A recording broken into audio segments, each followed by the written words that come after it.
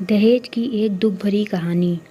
मेरा नाम प्रिया है। मैं बहुत अमीर परिवार से ताल्लुक़ रखती थी। मैं 4 भाइयों की इकलौती बहन थी। मेरे माता पिता तो काफ़ी साल पहले गुजर गए थे, लेकिन मेरे चारों भाइयों ने मुझे माता पिता दोनों का प्यार दिया था। मेरे भाइयों ने मुझे इतने लाड़ प्यार से पाला था कि कभी मुझे किसी चीज़ की कमी नहीं होने दी। मैं जिस चीज़ की मांग करती वह वक्त से पहले ही मेरे पास मौजूद हो जाती थी। मैं गांव में रहने वाली मासूम सी लड़की थी। मेरे बड़े भैया गांव के सरपंच थे और 2 छोटे भाई शहर पढ़ने के लिए गए हुए थे, जबकि मुझे पढ़ाई लिखाई का कोई शौक़ नहीं था। और मेरे एक भैया गांव में ही डॉक्टर थे। मेरी ज़िंदगी बहुत अच्छी और खुशी खुशी गुजर रही थी। एक दिन मैंने अपने भैया से फ़ोन की मांग की। अक्सर मैं लोगों को देखती थी कि आजकल सभी के पास मोबाइल है। लड़का हो या लड़की, सब मोबाइल का इस्तेमाल कर रहे हैं। लोगों को देखकर मुझे भी मोबाइल चलाने की इच्छा होती थी, इसलिए मैंने अपने भैया से मोबाइल की मांग कर दी। मेरे बड़े भैया ने फ़ौरन ही मुझे नया स्मार्टफ़ोन दिला दिया। नया मोबाइल देखकर मैं बहुत ज़्यादा खुश हो गई थी। मैं सोशल मीडिया पर भी अपना अकाउंट बना लिया था। मैं अपनी अच्छी अच्छी फ़ोटो क्लिक करती थी। मैं बहुत ज़्यादा खूबसूरत थी। जब मैं सोशल मीडिया पर अपने फ़ोटो अपलोड किया करती थी तो बहुत सारे कमेंट्स और लाइक आने लगे थे। एक दिन सोशल मीडिया पर मेरी बात एक अमन नाम के लड़के से हुई। वह लड़का बहुत ज़्यादा समझदार था। उसने मुझे समझाया कि तुम अपने फ़ोटो सोशल मीडिया पर अपलोड मत किया करो, लोग लड़कियों के फ़ोटो का गलत फ़ायदा उठा लेते हैं। तभी मैंने सारे फ़ोटो सोशल मीडिया से डिलीट कर दिए। धीरे धीरे मेरी दोस्ती अमन से बढ़ने लगी और हम दोनों की दोस्ती देखते ही देखती कब प्यार में बदल गई पता ही नहीं चला। मैं रोज़ाना अमन से बात करने लगी और मेरी अमन से चैटिंग भी होती थी। मैं गांव के रहने वाली लड़की थी और अमन शहर का रहने वाला लड़का था। अमन मुझे बहुत प्यार करने लगा था और मैं भी अमन से बहुत प्यार करने लगी थी। हम दोनों एक दूसरे के प्यार में खोते चले जा रहे थे। एक दिन मुझे पता चला कि मेरे भैया ने गांव के ही वकील के साथ मेरा रिश्ता तय कर दिया है, लेकिन मैं तो अमन से प्यार करती थी। फिर मैं किसी और से शादी कैसे कर सकती थी।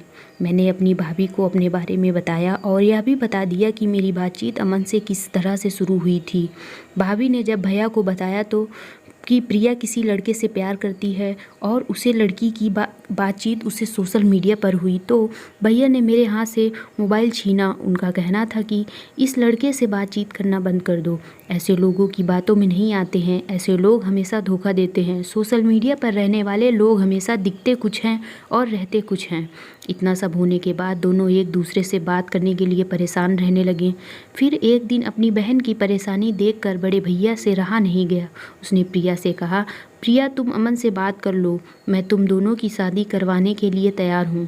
इतना कहकर उसने प्रिया का फ़ोन प्रिया को दे दिया।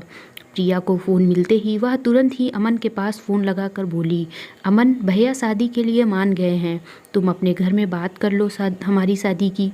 अमन के घर वालों को जब पता चला कि लड़की अमीर घर की है तो उन्होंने सोचा कि वो लोग अपनी बहन से बहुत प्यार करते हैं, वो उसकी शादी बहुत धूमधाम से करेंगे, तो क्यों ना हम उनसे मुंह मांगी रकम और बहुत चीज़ें मांग लें। ये सब बात अमन को पता चली, लेकिन उसने कुछ नहीं कहा। उसे डर था कि कहीं मैं कुछ कहूँ तो मेरे घर वाले शादी से इनकार ना कर दें। इधर प्रिया के घर वालों ने भी अमन के घर वालों की सारी बातें मान ली। उन्होंने सोचा कि अगर हम उनकी बात नहीं मानेंगे तो प्रिया सोचेगी कि उसके भैया उसको कुछ देना नहीं चाहते हैं। प्रिया भी दहेज की मांग को गलत नहीं समझ रही थी। उसे लगा कि हमारे पास सब कुछ तो है, तो देने में क्या दिक्कत होगी। शादी का दिन आया। शादी में अमन को कार फर्नीचर के साथ 25 लाख नगद दिए गए। साथ ही प्रिया को गहने भी दिए गए और सभी रिश्तेदारों को गिफ्ट और कपड़े भी दिए गए। शादी बहुत धूमधाम से की गई, कोई कमी नहीं छोड़ी गई। प्रिया की सास बहुत लालची थी। उसने सोचा कि अगर मैं प्रिया को परेशान करूंगी तो मुझे उसके घर से और पैसा मिलेगा। प्रिया को मन ही मन यह गुमान था कि मेरी शादी बहुत धूमधाम से है और ससुराल के हिसाब से की गई है। प्रिया को विश्वास था कि उसे बेटी बनाकर रखा जाएगा, उसे वही प्यार दिया जाएगा जो उसके भाइयों ने दिया, क्योंकि उसने अपने ससुराल का मान रखा है। प्रिया ने अपने घर से ससुराल विदा ली। ससुराल में बहुत ज़्यादा पर्दा प्रथा थी। बहू को मनचाहा खाने की तक की स्वतंत्रता नहीं थी। इतनी कितनी भी भूख क्यों ना हो, घर में बहू सबके खाने के बाद ही खाएगी। यहाँ तक कि उसे घर के पुरुषों के सामने बैठने तक की इजाज़त नहीं थी। प्रिया ने इस बात पर एतराज़ दिखाया पर उसकी किसी ने ना सुनी। अमन ने भी यह बोलकर मुँह फेर लिया कि यह तो परंपरा है। प्रिया को जो गुमान था वो धरा का धरा रह गया। उसे अपने भाई की बात याद आई जब उन्होंने समझाया था कि वह उनसे बहुत बहुत गुस्सा हो गई थी। उसने ससुराल में बात करने का फैसला किया। प्रिया ने अपने सास ससुर से बात की, लेकिन उन्होंने नहीं सुनी। एक दिन जब अमन घर पर नहीं था तो उसकी सास ने उसको बहुत बुरा भला कहा और अमन के घर आने पर उसने बताया कि उसकी पत्नी ने उसके साथ गलत व्यवहार किया है। अमन रोज़ रोज़ की लड़ाई से बहुत परेशान रहता था। उसने उसी परेशानी में प्रिया पर हाथ उठा दिया।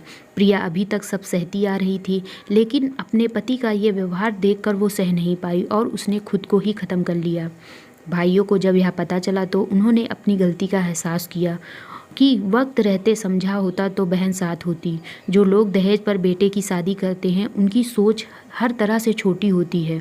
जो बेटों को नीलाम कर सकते हैं वो किसी और की बेटी को कैसे अपनी बेटी मां बना सकते थे। दहेज कभी खुशियों की चाबी नहीं बन सकता। यह बात सभी को समझनी होगी। इस दहेज प्रथा की कहानी में आपने पढ़ा होगा कि भाई ही नहीं, लड़की की सोच भी दहेज को सपोर्ट कर रही थी। कई बार लड़कियों को दहेज का गुमान हो जाता है, पर जो लोग लोभी होते हैं वो कभी अच्छे नहीं होते। हो सकते हैं यह बात सबको समझने की ज़रूरत है। कहानी से सीख, दहेज समाज की वह दीमक जैसी है जो पूरे परिवार को नष्ट करने की क्षमता रखती है। कहानी अच्छी लगे तो प्लीज़ लाइक, शेयर और सब्सक्राइब।